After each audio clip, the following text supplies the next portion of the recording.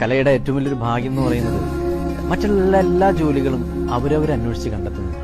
കല എന്ന് പറയുന്ന സംഭവം മാത്രം അത് നമ്മളെ അന്വേഷിച്ച് കണ്ടെത്തുന്നു. കലയുടെ കേദാരം പോൽ പെരുമയതണിയും പ്രിയകര നാടേ, പല പല പുകള പകലവനെ പോൽ പ്രഭ ചൊരിയും പ്രിയ നാടേ.